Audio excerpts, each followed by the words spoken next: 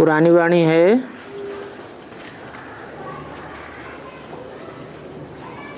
30, 60, 61 की।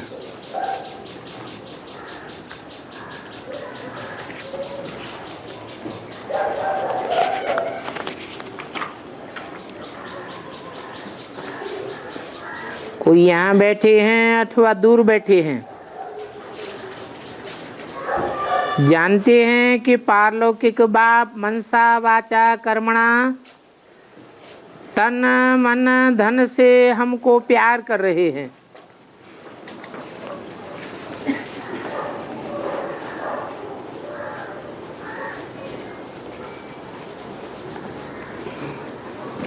कौन प्यार कर रहे हैं? पारलौकिक बाप।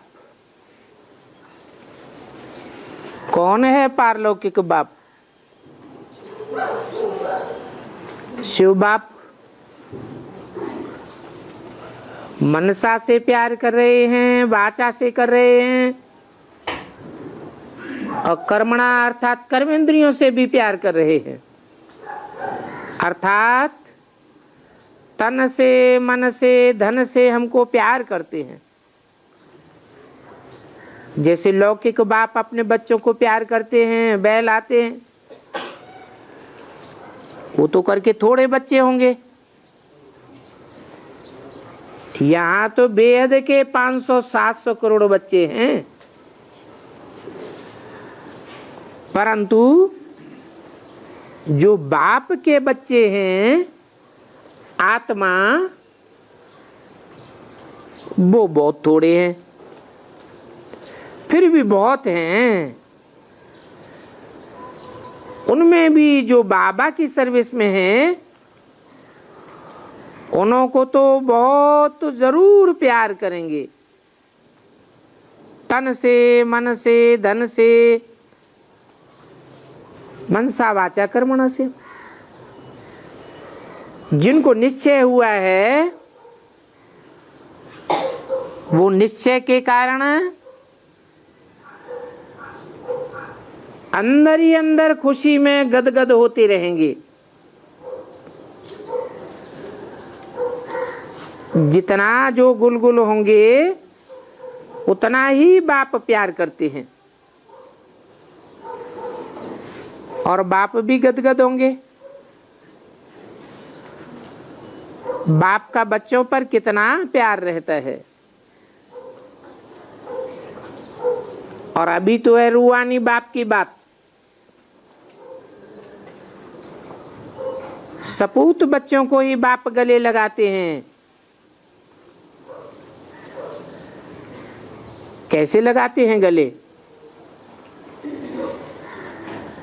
हैं? माला कहाँ पहनी जाती है? गले में पहनी जाती है। अर्थात उन आत्मिक स्थिति धारण करने वाले बच्चों की माला विष्णु माला, गले की माला बन जाते हैं। विष्णु के चित्र में माला दिखाई है ना,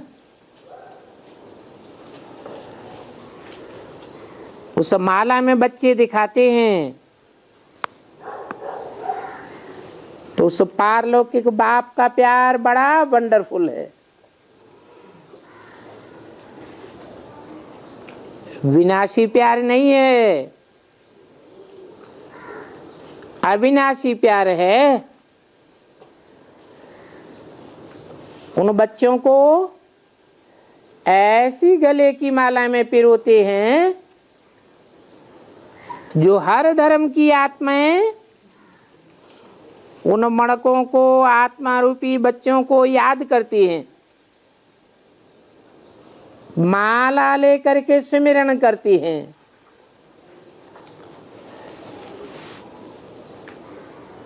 तो देखो, टीचर भी प्यार करते हैं, गुरु भी प्यार करते हैं, बाप भी प्यार करते हैं, परंतु प्यार उनको करते हैं जो फॉलो करते हैं। आजकल तो ऐसे न गुरु हैं और न चेले हैं।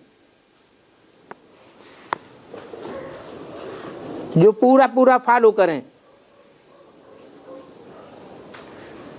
गुरु कफनी पहनते हैं, जंगल में चले जाते हैं, चेले कहते हैं हाँ मैं ना गुरु के फॉलोअर है, परंतु खुद तो गृहस्थ में पड़े हुए हैं। कफनी पहनकर जंगल में जाकर फॉलो तो करते नहीं, तो फॉलो काहे के? तुम बच्चे तो रूहानी बाप को फॉलो करते हो, परम धाम तक फॉलो करते हो। बाप आत्मा है, तुम भी आत्मा बन जाते हो। तो देखो उस रूहानी बाप का प्यार तो बहुत वंडरफुल है। आप समान बनाकर तुमको वापस ले जाते हैं घर,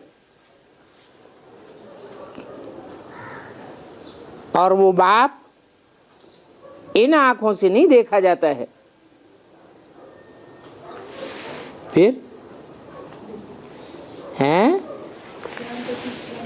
हाँ, इसलिए शंकर को ज्ञान का तीसरा नेत्र दिखाते हैं, देवियों को भी ज्ञान का तीसरा नेत्र दिखाते हैं। ज्ञान के नेत्र से उस बाप को पहचाना जाता है।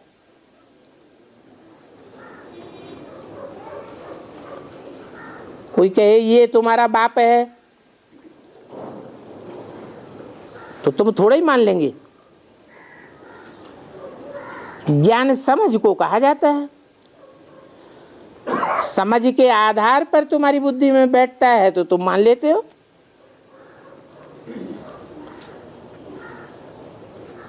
तो सपूत बच्चे ही प्यार के अधिकारी होते हैं, कपूत नहीं होते हैं।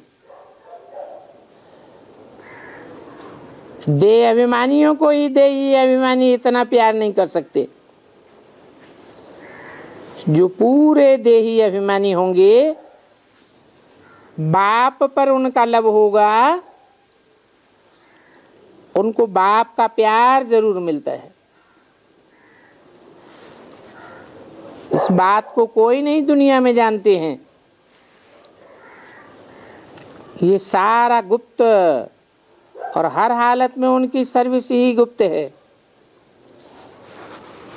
ये प्यार करने की भी सर्विस है।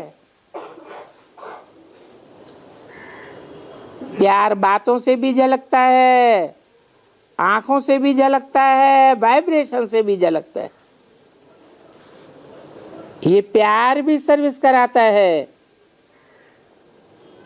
भक्ति मार्ग में भी स्वप्न देखते हैं, साक्षात्कार करते हैं, कृष्ण को कितना प्यार करते हैं। और यहाँ तो प्रैक्टिकल में बाप है। स्वप्न और साक्षात्कार की बात नहीं है।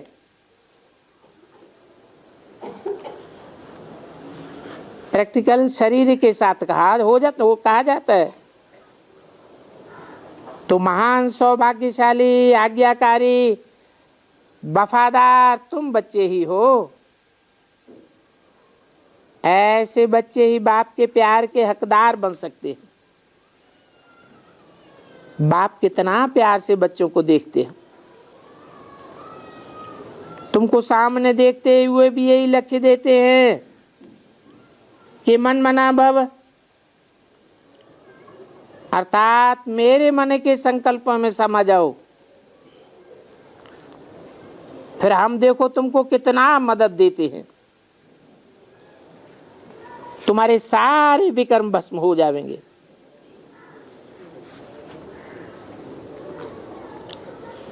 किसी के विकर्म विनाश करना ये भी हमारी सर्विस है। हमारी सर्विस है हीरे तुल्य, और सभी की सर्विस है कौड़ी तुल्य। किसी को दृष्टि देना ये भी बहुत सर्विस है। बाप की याद में तुम स्थिर हो जाते हो। ओहो, ये कैसा मीठा बाप है, ऐसे बाप को तो चटक जाना चाहिए। परंतु सुई भी तो ऐसी हो जिस पर जरा भी कट न लगी हुई हो। कट लगी हुई होगी तो बाप चुंबक खींचेगा कैसे? देह अभिमानी को कब देही अभिमानी प्यार नहीं करेगा, अच्छा ही नहीं लगेगा। देही अभिमानी होगा तब उनका प्यार भी मिलेगा। तो पहले पहले नुकसान करने वाला है देह अभिमान।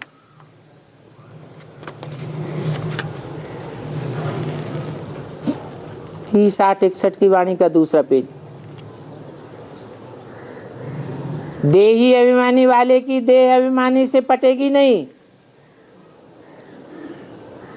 पहला नंबर का कट है देह अभिमान। जो मोह में फंसे हुए हैं वो कभी भी देही अभिमानी बन नहीं सकते।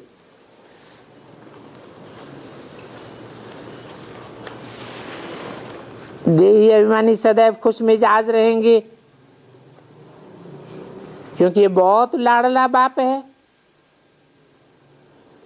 इन जैसा बाप दुनिया में कोई भी हो नहीं सकता। अभी वृद्धि तो होती जाएगी और प्रभाव निकलता जाएगा। अभी ये ब्राह्मणों का बहुत छोटा सा झाड़ है और ये झाड़ धीरे धीरे वृद्धि को पाना ही है। इन बातों को हम ही जानते हैं और कोई धर्म वाले जान नहीं सकते हैं। हम जानते हैं कि कैसे माली कलम लगाते हैं और फिर वो खिवैया भी है। इस वितय वैतरणी नदी के पार हमको ले जाते हैं और खिवैया भी तो अंत में ही आकर के बनेंगे ना, जबकि कलयुग से सतयुग में ले जाना है। द्वापर युग में तो खिवैया बन नहीं सकता क्योंकि द्वापर के बाद कलयुग को आना है। इसलिए परमपिता परमात्मा आते ही है कलयुग के अंत में, तो उनको ही खिवैया कहा जा सकता है जो पुराने झाड़ को पलटावे अथवा पुराने घर को नया बनावे। तो खिवैया अथवा पतितों को पावन बनाने वाला एक ही है जो नई दुनिया में ले जाते हैं।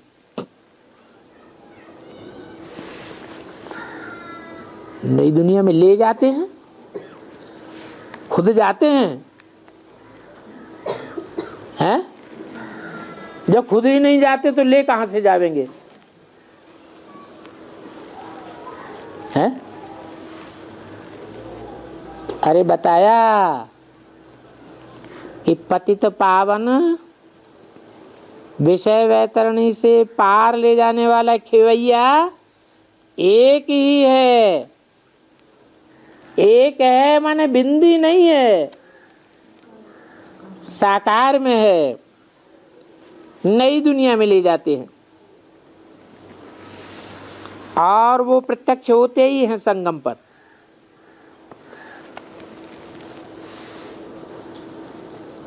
कलयुगी संसार में आ नहीं सकते,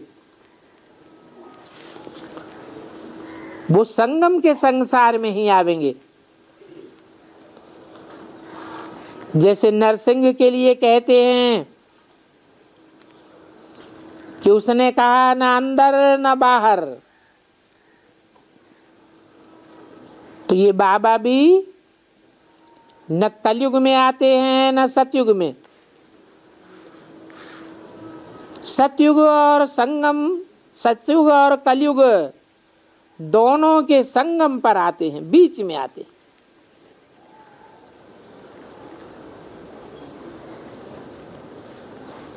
ये सिंह के रूप में नर अवतार है। नर कैसा है? सिंह रूप है, जो आकर के आसुरी संप्रदाय का विनाश कराते। भागवत में बातें तो कुछ कुछ हैं, परंतु सारी बातें उल्टी कर दी हैं। दिखलाते हैं थंब से निकला, आदि आदि। अब ऐसी बातें तो हैं नहीं। ये शरीर ही क्या है? थंब है। तो मोस्ट बेनिफिट बच्चे हैं। जितना जास्ती सर्विस करने वाला होगा उनको बाबा बहुत प्यार करता रहेगा। बच्चों को भी अंदर में रहता है, ओहो हमारा बाप कौन है, जिसको दुनिया में कोई जान ही नहीं सकते। ऐसा तो कोई बाप नहीं होता। कितना गुप्त है। हम लिखते हैं तो भी मानते नहीं हैं, करके माने भी तो फिर बिगड़ने वाले बहुत हैं और बिगाड़ने वाले भी बहुत हैं। सब कहेंगे तुमको क्या हो गया, तुम उल्टी सुल्टी बातों पर विश्वास कर लेते हो। हम फिर कहते हैं तुम इन गुरुओं की गपोड़ों पर विश्वास करते आए हो, तो ये तुम्हारी लड़ाई तो होनी ही है। आखिरी में तुम बच्चे जानते हो कि हमारी तो विजय होनी ही है।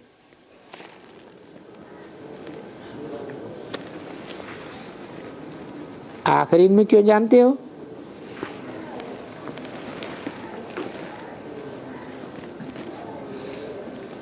अभी क्यों निश्चय आता रहता है?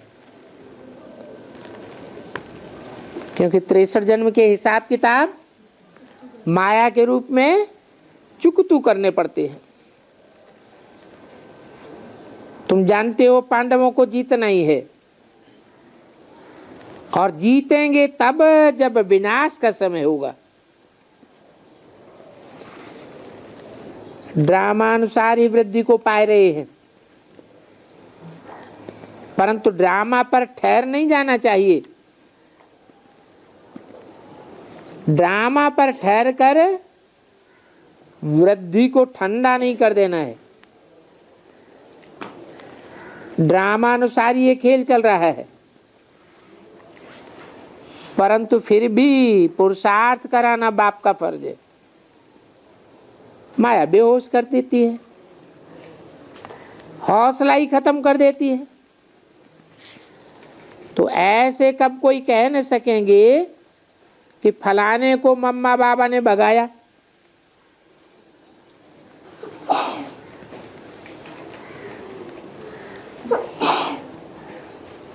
देखो गीत भी है, चाहे प्यार करो चाहे ठुकराओ, बाबा थोड़े ही किसी को ठुकरावेंगे। अब ये आपका दर कब नहीं छोड़ेंगे। माँ बाप तो कब ठुकराते ही नहीं है। हाँ, बच्चा अगर चंचलता करता है तो सुधारेंगे तो जरूर। हमारे पास जो भी बच्चे हैं, उन बच्चों जैसा खुशनसीब दुनिया में और कोई नहीं होगा। और हमारे पास बदनसीब भी स्वर्ग में तो जरूर आ जावेंगे, वो भी स्वर्ग के फाटक जरूर देखेंगे। फिर भी थोड़ा बहुत ज्ञान तो सुना है ना। बाकी जो बाप का ज्ञान सुनते भी नहीं, वो थोड़ा ही स्वर्ग का द्वार देखेंगे। बाप के मुख से 2 शब्द भी सुना तो स्वर्ग में जरूर आ जाएंगे। बाकी पुरुषार्थ नहीं करेंगे तो सजाएं तो खानी ही पड़ेंगी, क्योंकि पदभ्रष्ट बन पड़ते हैं। शिव बाबा के पास भी इलेक्शन होता है, उस इलेक्शन में कोई सूर्यवंशी बनते हैं, कोई चंद्रवंशी बनते हैं, कोई क्या बनते हैं। हर एक के पुरुषार्थ के ऊपर है। जो जितना सर्विस करेगा वो उसी नंबर में जोड़ा जाएगा। महाराजा बने, महारानी बने, राजा बने, रानी बने, प्रिंस बने, प्रिंसेस बने, दास दासी बने, चंडाल भी बन पड़ते हैं, प्रजा वर्ग में आ जाएंगे। तो हर एक के पुरुषार्थ के ऊपर है।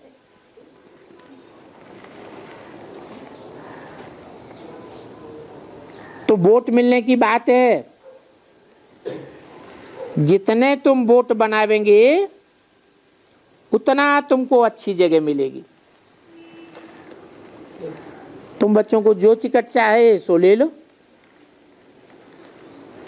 टिकट तो अनेक प्रकार की है, बच्चे खुद भी जानते हैं हम टिकट के अधिकारी बन रहे हैं या नहीं।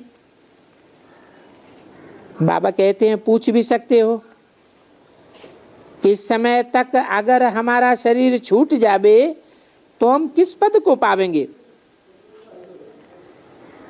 शिव बाबा तो साहब के पुरुषार्थ को जान सकते हैं। कोई अपन को मुंह मियां मिट्टू समझ चल नहीं सकता। महारथियों का भी सभी सेंटर्स पर नाम होता है। कोई को बहुत दुकानें होती हैं, बहुत ब्रांचेस होती है, तो उनका बहुत मान होता है। हर एक दुकान में कितना धंधा होता है। ये है खुशनसीब बनने की दुकान। बाबा की ब्रांचेस है ना, तो हमारा दुकान कितना अच्छा है। ये कमाई भविष्य 21 जन्मों के लिए है। ऐसी कमाई करने वाले को खुशनसीब कहा जाता है।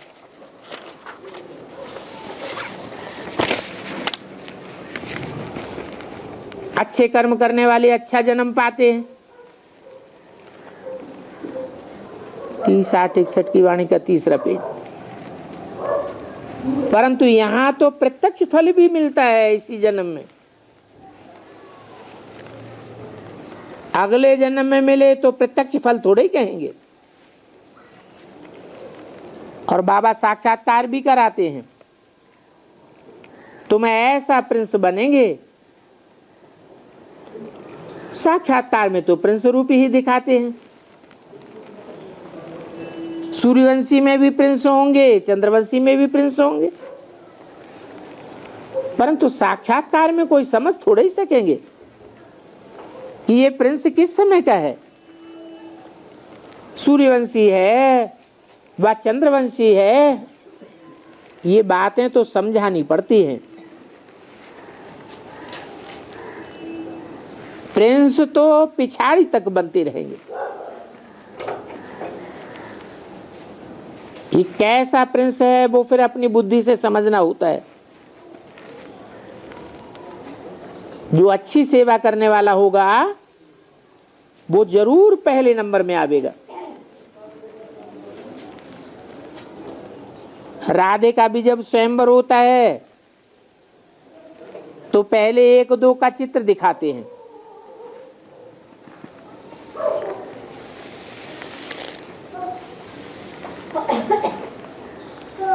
एक दो को पसंद करते हैं तब सौदा होता है। यहां भी जो 1-2 समान अच्छे बनेंगे तो उनका सौदा बन जाएगा। जोड़ी बनेगी, पूरी एक दो की मिसल जोड़ी बनेगी। समान पुरुषार्थी चाहिए ना, समान सर्विस करने वाले चाहिए। जैसे मम्मा बाबा सबसे अच्छी सर्विस करते हैं, तो जो अच्छी सेवा करेंगे वो उनके नजदीक आ जाएंगे। कितने जन्म के लिए हैं? समान सेवा, समान पुरुषार्थ करने वाले कितने जन्म के लिए नजदीक आ जाएंगे? 21 जन्म के लिए नजदीक आ जाएंगे। एक दो को पसंद करेंगे तो सारा मदार यहाँ की सर्विस पर रहता है। यहाँ प्यार होगा तो वहां भी उनको प्यार मिलेगा। तो बच्चों को पूरा ही खुशनसीब बनना चाहिए। नया मकान और पुराने मकान के सुख में फर्क तो होता ही है। पुरुषार्थ करना चाहिए नए मकान में जाने का, पुरुषार्थहीन नहीं बनना है। रेस में पिछाड़ी वाला घोड़ा भी आगे निकल जाता है, तो यहां भी ऐसे हैं। तुम ह्यूमन अश्व हो, पुरुषार्थ की दौड़ में दौड़ते हो ना। पिछाड़ी वाले बहुत तीखे जा रहे हैं। बाप के गले का हार बनना है तो पुरुषार्थ भी ऐसा तीखा जानने का करना चाहिए। पुरुषार्थ तो सबको एक जैसा करना सिखाया जाता है। हाँ, फिर कोई नाइट टीचर भी रख लेते हैं। बी के कोई भी समय सर्विस करने के लिए बांधी हुई है। जो भी टाइम फुर्सत का मिले उस समय आ जाना चाहिए। हम कैसे बादशाही युक्ति से लेते हैं, न कोई लड़ाई है न कोई झगड़ा है। उस दुनिया में तो जो भी बादशाहियां ली हैं लड़ाई झगड़े से ली है। यहां तो ऐसी कोई बात नहीं है। हमारा झगड़ा भी है तो माया से है, और इस माया ने ही हमारा राज्य छीना है। ऐसी बातें और कोई तो कह ही नहीं सकता। जिनको पता ही नहीं है तो कहेंगे ये क्या बोलते हैं कि हम माया से लड़ाई लड़ रहे हैं।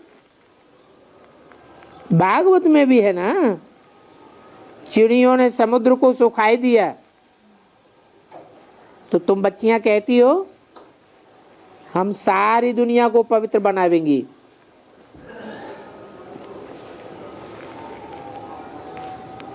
तुम ज्ञान की चिड़िया हो ना। इस विषय सागर को सुखाए देंगी। तुम्हारी बातें सुन करके सभी हंसते हैं। ये चिड़ियाएं कहां से निकल आई जो सारी दुनिया को पवित्र बनावेंगी। तुम ज्ञान सागर को हप कर लेती हो तो सब कुछ बरसे में तुम ले लेती हो। सब कुछ ले लेना मना सुखाए देना। बाबा से हम सारा राज भाग ले लेते हैं, फिर ये ज्ञान खलास हो जाएगा, हम बादशाह बन जाएंगे। ज्ञान सागर से सब ले लेते हैं तो सागर सुखाया ना। सतयुग में है ही पवित्र दुनिया, अपवित्र एक भी वहां रह नहीं सकता। ये तो सन्यासियों ने झूठ बता दिया है कि कंस रावण आदि भी वहां होते थे। हिरण्यकश्यप सतयुग में होता था। तुम देख लेना, अपवित्र दुनिया विनाश होकर हमारी पवित्र दुनिया स्थापन हो जाएगी। ड्रामा अनुसार हम बाप से पूरा वर्षा पूरा राजभाग ले लेंगे। जिन्होंने पुरुषार्थ किया है वो ही अपना वर्षा लेंगे। है तो ये ड्रामा। हमारे सामने सारा प्लान खड़ा है, समझाने का स्कोप बहुत अच्छा है। कोई ऐसी सर्विस में लग जावे और सारा दिन इस सर्विस में लगा रहे, शमशान में जाओ, रेल में जाओ,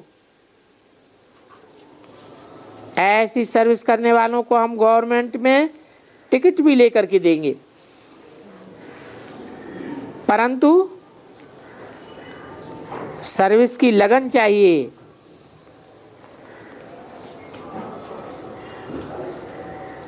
चित्रों पर लिखा हुआ हो, गाइड टू हेवन, कोई भी देखे तो चकित हो जावे, फौरन उन चित्रों को ले लेंगे। रेलवे डिपार्टमेंट में बहुत अच्छी सर्विस हो सकती है, परंतु अभी बाबा के कारखाने की कारीगरी बहुत ठंडी है। बाबा को तो बारूद देने का बहुत शौक है, परंतु कारीगर काम करने वाले बहुत ढीले मिले हैं। तो जो सेवा होनी चाहिए वो होती नहीं। अच्छा, ओम शांति। और एक छोटी सी रात्रि क्लास है। गीता में पॉइंट्स बहुत अच्छी हैं। मैं समझता हूँ झाड़ त्रिमूर्ति से भी गीता में पॉइंट्स, टॉपिक बहुत अच्छे निकल सकते हैं। इस समय सारी दुनिया में अगर खुशनसीब कोई है तो यहाँ के बच्चे, और सौभाग्यशाली भी यहाँ ही हैं, और फिर उनमें भी नंबरवार हैं। उस गीता को पढ़ने वालों में कोई की बुद्धि में नहीं बैठेगा कि राजधानी कैसे स्थापन होती है गीता से, या कैसे हुई है, क्योंकि गीता को ही द्वापर में ले गए, तो राजधानी का तो पता ही नहीं पड़ सकता। सभी मुझे हुए हैं। अभी सिर्फ तुम बच्चे जानते हो कि गीता से कल्प कल्प भारत की राजधानी मिलती है। माया राज्य तुमसे छीनती है और प्रभु आकर के दिलाते हैं।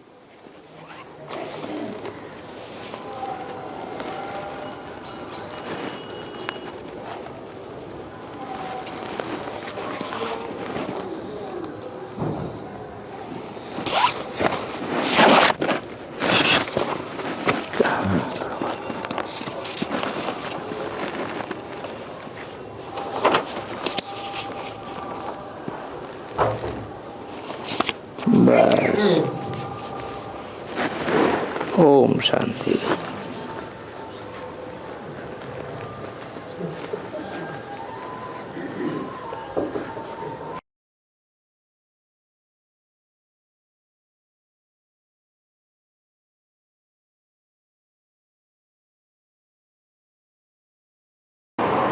हाँ जी, बाबा अभी जगन्नाथ की मंदिर के सामने एक मंदिर है, पुराना मंदिर है, बहुत पुराना मंदिर है। वहाँ से 16 टन का चांदी निकला है। माना इसका मतलब उड़ीसा से कुछ ऐसा चांदी जैसा आपने निकलेगा, नहीं तो कुछ उड़ीसा से कैसी आत्माएं निकलेंगी? चांदी जैसी? नहीं नहीं नहीं, ऐसा नहीं। अभी चांदी तो मिला है 16 टन का, एक मंदिर में ही है। मंदिर में? हाँ, 16 टन का चांदी मिला है। हाँ, एक बिस्किट है 40 किलो है। हाँ, ऐसा 16 टन मिला है। तो ना उसका अर्थ है कुछ मिला है, ना उसका डैड में भी कुछ उड़ीसा से कुछ ऐसा माने अब दुनिया में जो कुछ होने लगा, जो कुछ भी अजूबा गरूबा होता है, उसका अर्थ बेहद में चाहिए। नहीं ऐसा नहीं। द्वापर वो जो गुप्त निधि है ना, द्वापरिक में हाँ त्रेता का शूटिंग में हाँ, ऐसा बना सकते हैं। त्रेता के अंत में, हाँ द्वापर में जब त्रेता के अंत में जब द्वापर शुरू हुआ, हाँ सामान्य सतो समय में हाँ, ऐसे समय बना सकते हैं ना, क्या बना सकते? चांदनी। अरे सोने चांदी के पहाड़ भी होते हैं जो निकल आते हैं। जब भूकंप होगा तो सोना एक जगह पिघल करके इकट्ठा हो जाएगा पहाड़ के रूप में, चांदी भी एक जगह पिघल करके इकट्ठी हो जाएगी, और सत्युग त्रेता में ऐसे ही पहाड़ के पहाड़ निकल पड़ेंगे, कोई वैल्यू नहीं। हाँ जी, ऑटोमेटिक हो जाता है।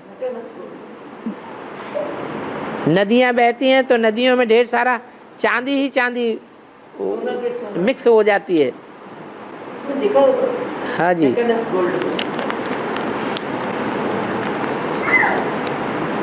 ये तो देह अभिमान की धरणी है। हर चीज को भी देखो। कोई धरणी ऐसी होती है जिसमें सोना ही सोना, सच्चाई ही सच्चाई, अव्यभिचार ही अव्यभिचार, सात्विकता ही सात्विकता। कोई धरणी ऐसी होती है जिसमें व्यभिचार ही व्यभिचार। पत्थर बुद्धि, लोहा ही लोहा।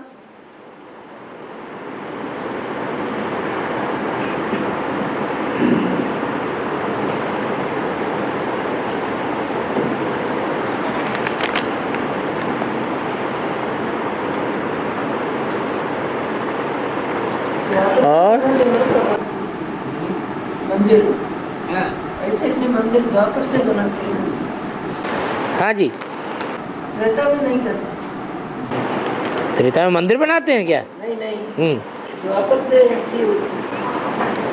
पहले द्वापर सोना तो मंदिर हीरे से, सोना से। द्वापर में जब असली बात भूल जाते हैं तब नकली बनाते हैं। कोई ने पूछा है बाबा एनएस और मधुबन का अंतर क्या है?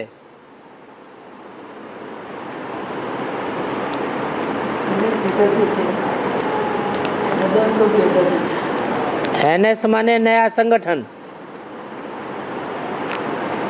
मधुबन वासियों का ही नया संगठन। ऐसा नया संगठन जहां चुनी हुई आत्मा इकट्ठी होती हैं, है तो वो भी मधुबन, लेकिन वहां मुरलिया नहीं बाजी जाती।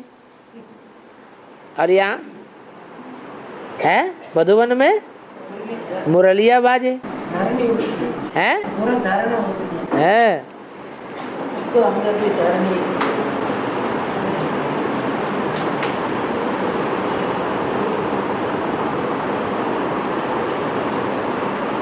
बनती है सभी आत्मा।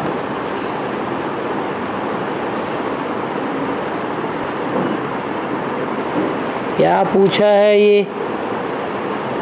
सीढ़ी के चित्र में बोलते हैं रुद्रमाला के मणके जन्म जन्मांतर के राजाएं और विकारी अपवित्र हैं। विजयमाला के मणके जन्म जन्मांतर के रानी और पवित्र होते हैं। और बाबा बोलते हैं हर आत्मा एक जन्म स्त्री और एक जन्म पुरुष का लेती है। फिर यहाँ जन्म जन्मांतर के विकारी और अपवित्र और जन्म जन्मांतर के पवित्र कैसे होंगे? अरे द्वापर कलयुग में अपवित्र नहीं होंगे, पवित्र कहाँ से आ गए वहां?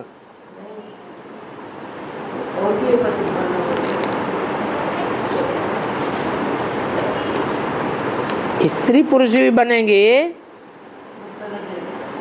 मतलब हीरो हीरोइन की आत्मा ही क्यों न हो, जो सबसे जास्ती पवित्रता धारण करती है, एक धारणा के आधार पर और एक याद के आधार पर पवित्र बनती है, तो भी स्त्री पुरुष बन करके विकारी तो बनेंगे, संतान पैदा करेंगे कि नहीं? तो द्वापर कलयुग में तो सब अपवित्र होते हैं। हाँ, कोई कम व्यभिचारी होते हैं, 100% व्यभिचारी होते हैं, कोई ना के बराबर होते हैं, बाकी एक जन्म में तो सबको नीचे गिरना पड़ता है।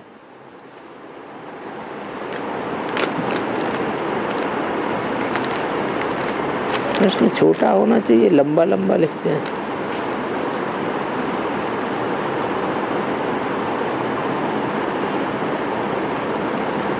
जो एक बार बाप के सन्मुख आकर फिर विमुख हो जाते हैं, फिर उनकी मुक्ति कैसे होगी?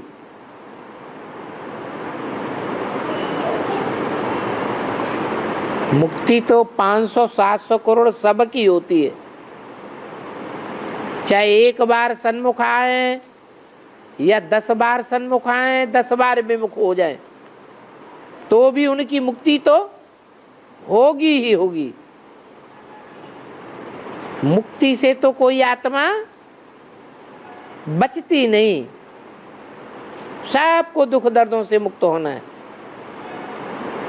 इस पतित दुनिया से सब मुक्त हो जाएंगे।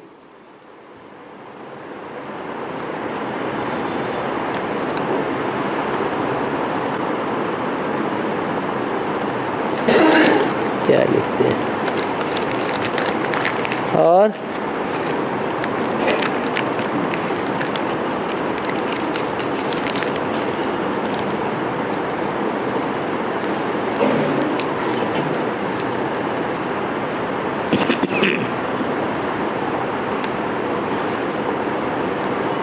सर वही लंबे लंबे प्रश्न।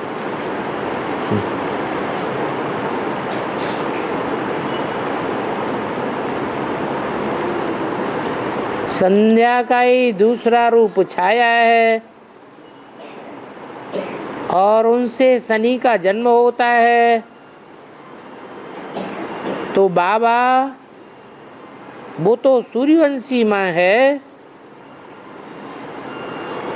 फिर उनसे शनि कैसे, शनि जैसे आसुरी बच्चे क्यों जन्म होते हैं?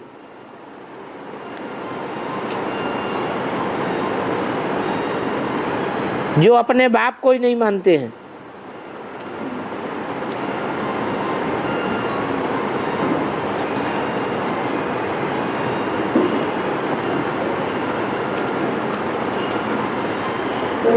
संध्या और सवेरा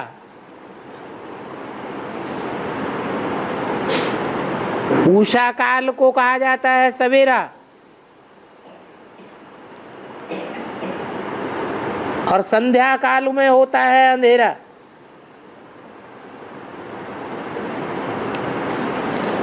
अच्छा काल कौन सा है?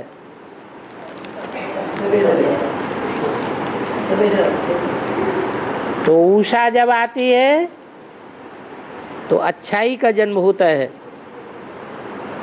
सतयुग है सवेरा और कलयुग है अंधेरा।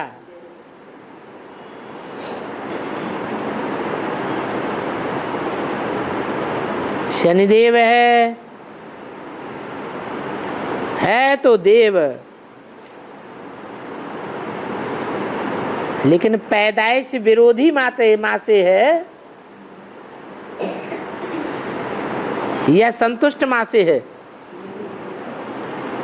असंतुष्ट माता से पैदाइश है, जो कभी संतुष्ट ही नहीं हो सकी। संतुष्ट न होना माने विरोधी होना। ये वाइब्रेशन का प्रभाव पड़ता है, माता के गर्भ में ही प्रभाव पड़ जाता है। इसलिए कोई बड़ी बात नहीं है। कि सूर्यवंश से नीचे बच्चा कैसे जन्म लिया। धरणी देखी जाती है, वो धरणी दो प्रकार का पार्ट बजाने वाली है।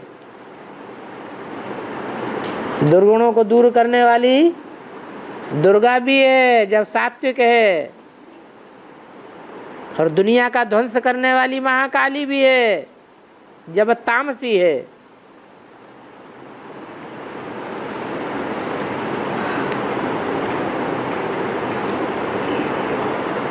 सूर्य को फॉलो करेगी तो दुर्गुणों को दूर करेगी, आसुरी बच्चों को फॉलो करेगी तो सद्गुण कैसे बनेगी।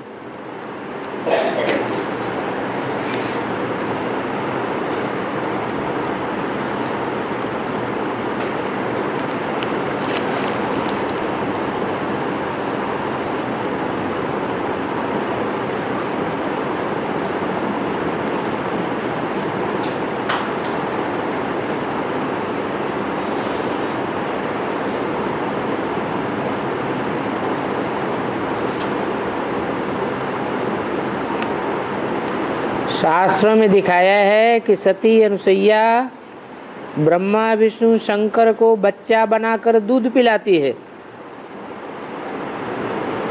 तो दूध माने ज्ञान दूध, तो बाबा सती अनुसुईया योगिनी माँ है, तो फिर यहाँ ब्रह्मा विष्णु शंकर को ज्ञान दूध कैसे देती है। सती अनुसुईया की प्रत्यक्षता रूपी जन्म शूटिंग के अंत में होता है या आदि में होता है, कब होता है।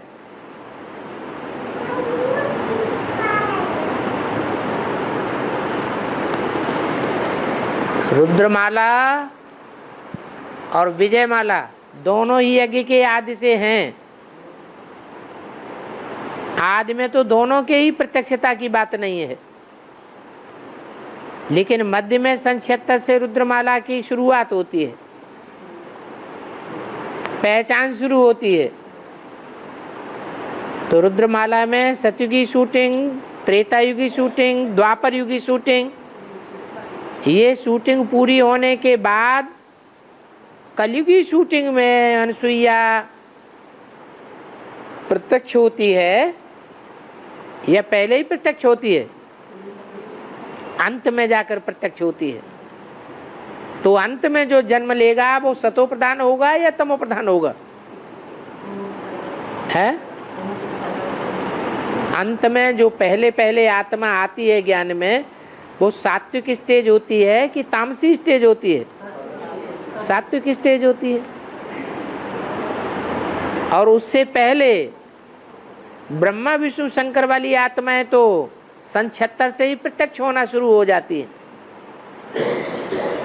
तो शूटिंग पीरियड में जैसे जैसे टाइम गुजरता जाएगा, ब्रह्मा विष्णु शंकर वाली आत्माएं तामसी बनती जाएंगी या अनुसुईया पहले साथ तामसी बनेगी।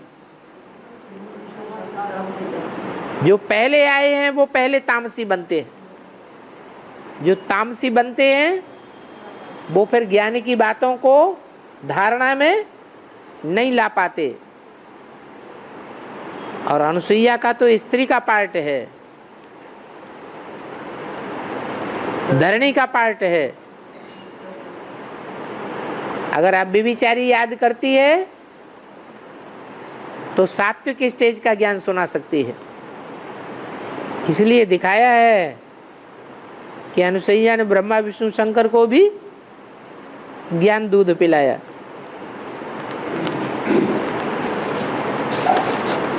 और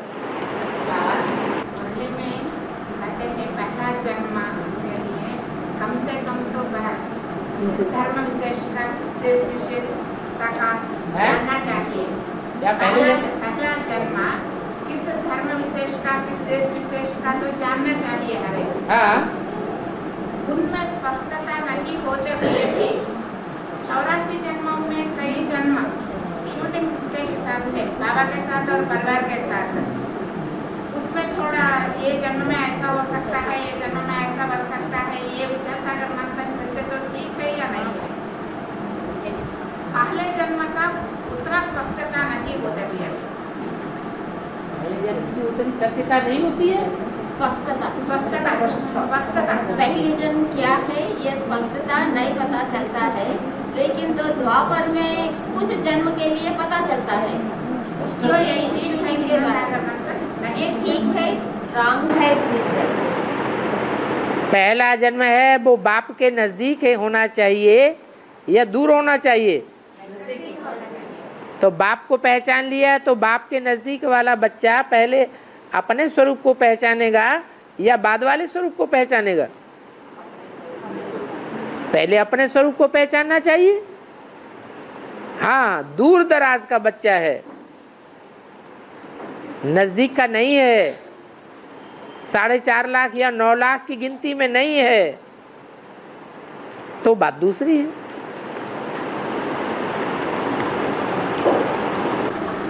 पहले जन्मों में बाबा सभी लक्ष्मी नारायण ही है ना।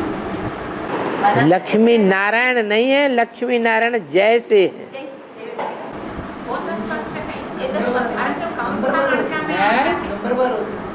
नंबरवार नहीं होंगे तो राज्य अधिकारी कैसे बनेंगे? राजधानी में सब एक जैसे राज्य अधिकारी होते हैं या नंबरवार होते हैं? नंबरवार राज्य अधिकारी होते हैं, एक जैसे तो हो नहीं सकते।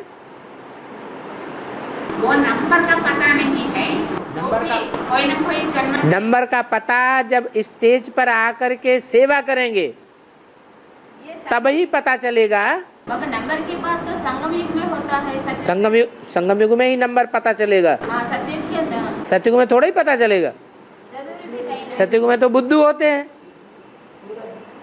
तो यहाँ संगम में ही सेवा की रिजल्ट से ही पता चल जाएगा, ये अव्वल नंबर है, ये द्विम नंबर है, ये तीसरा नंबर है।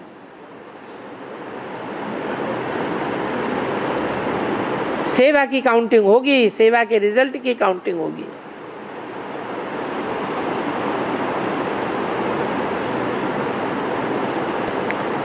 क्या क्या लिख देते हैं।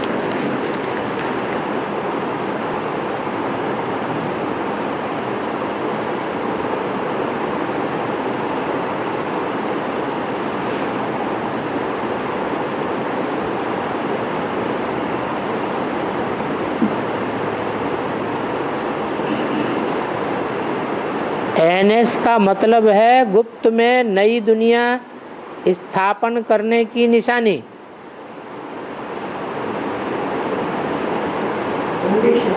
निशानी हाँ, वो तो फाउंडेशन पड़ रहा है, निशानी थोड़े ही है। जिसने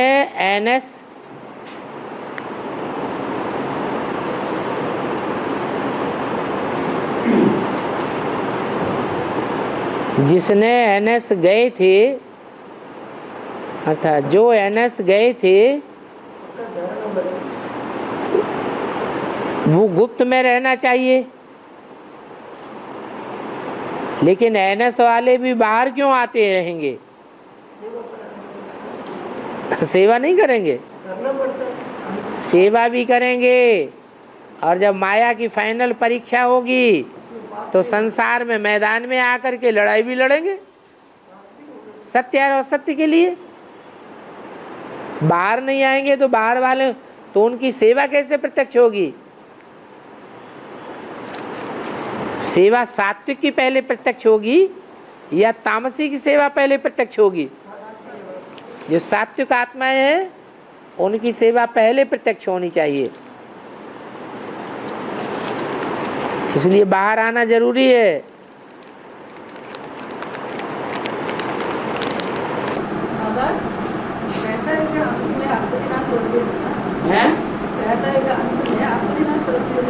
असली हाँ होता है, देहभान नहीं होता है तो फिर विनाशी क्यों होगा? देह भान आएगा तभी तो विनाश होगा। भूकंप में आएगा। विनाश जो है वो देह भान होता है तब होता है या आत्माभिमानियों का विनाश होता है? तो देह भान में आए ना एडम ईव, एडम ईव देह भान में आए तो सारा ही उल्टम पलटा हो गया। यहां भी एडम ईव देह भान से परे हो जाएंगे तो सारी दुनिया पलट जाएगी।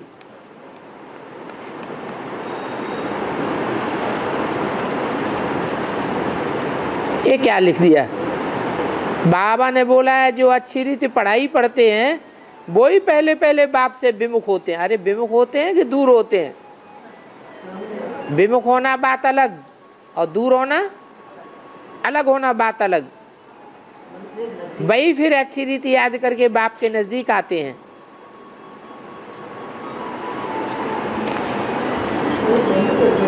तो बाबा विमुख होना नहीं, दूर होना, माना बाप से दूर हो जाना। तो जो विमुख होते फिर वही विमुख होते।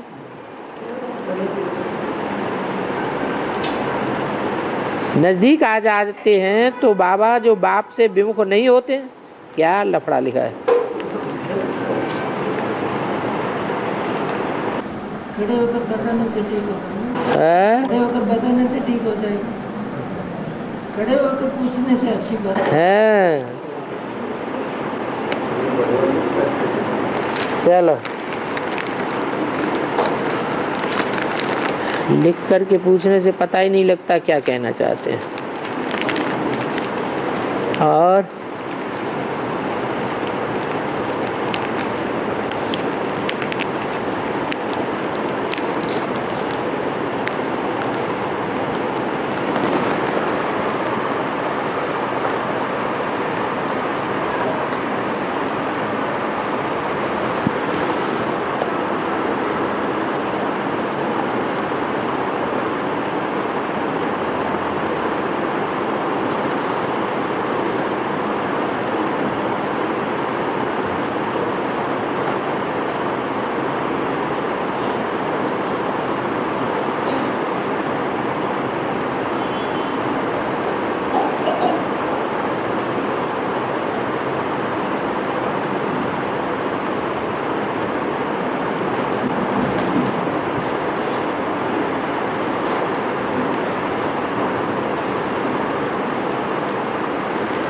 ओम शांति।